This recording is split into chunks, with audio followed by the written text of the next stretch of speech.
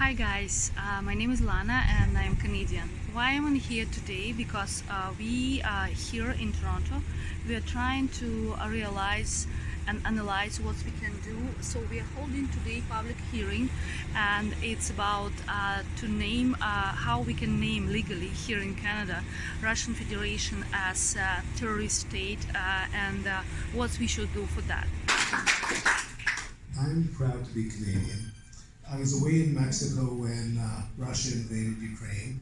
We were on holidays. My wife, Lessa, was in the education field in her hometown.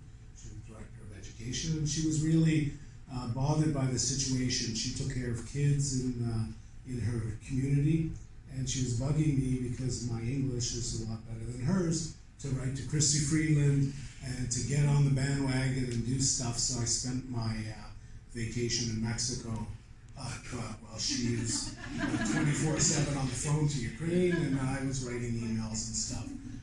Якщо я описувала механізм, як це діє, там трошки воно мудрено, але якщо коротко, їм потрібно, щоб ми створювали суспільний тиск, щоб ми показали, як громада канадська, що ми за це, що ми потребуємо цього, і писати листи МП, писати в соціальних мережах їм коментарі, створювати петиції з вимогами щодо цього.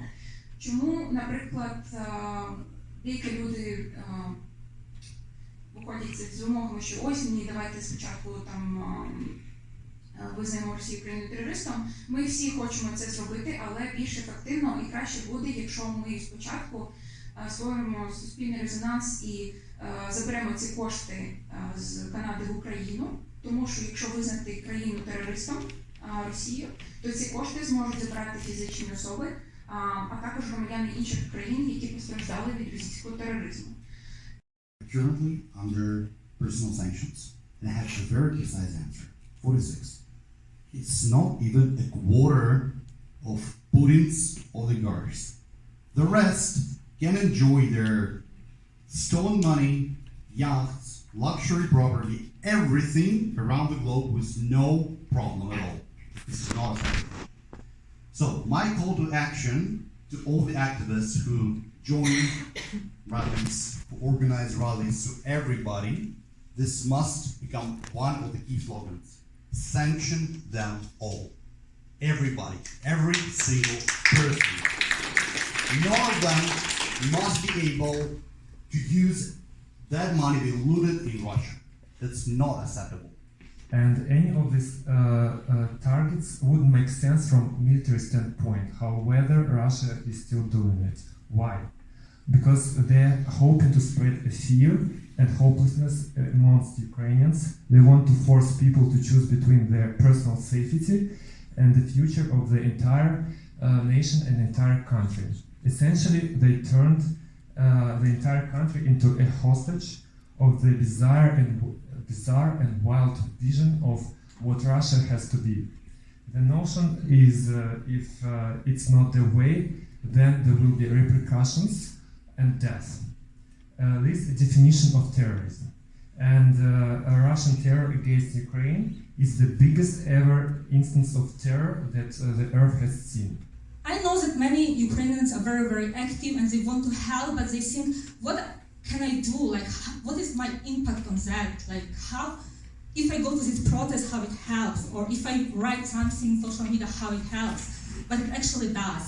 So if you read Twitter, if you read to Ukrainians in Ukraine who have not that privilege as we, being the country without war and being safe and democratic country, Canada, they ask us, they always ask Ukrainians outside of Ukraine in Europe, Germany, especially Germany, Italy, Canada, United States to go and push on the local government, on the journalists, on the community to get some outcome for Ukraine, because if not we doing it here, Ukrainians in Ukraine cannot do it for us.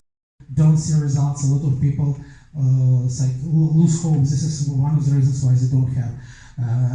We need to unite to produce result, to have some credibility. Number one. Number two, unite. A lot of people do a lot of work on social media. but there are too many social media. For somebody it's Instagram, it's on Twitter, it's on Facebook, etc., etc., etc. And kind of all those types of information get spread. People who track Facebook, for instance, I watch Facebook of Ukrainian resistance Toronto. I don't see a lot of things I heard here today. So we need a kind of one single channel on which all the information will be posted. To whom we can to that channel we could refer our supporters, and we could refer ourselves to know what's going on. What we can do together across of different Canadian cities, and we started this public hearing actions in Edmonton in July. It's not such a thing as we have already document or concept. So we just having discussion, open discussion about what we can do all together, sharing ideas, and after we can use some legal terms, or we can ask lawyers to support us, or we can continue with the petitions to the member of parliaments. So that's very important to try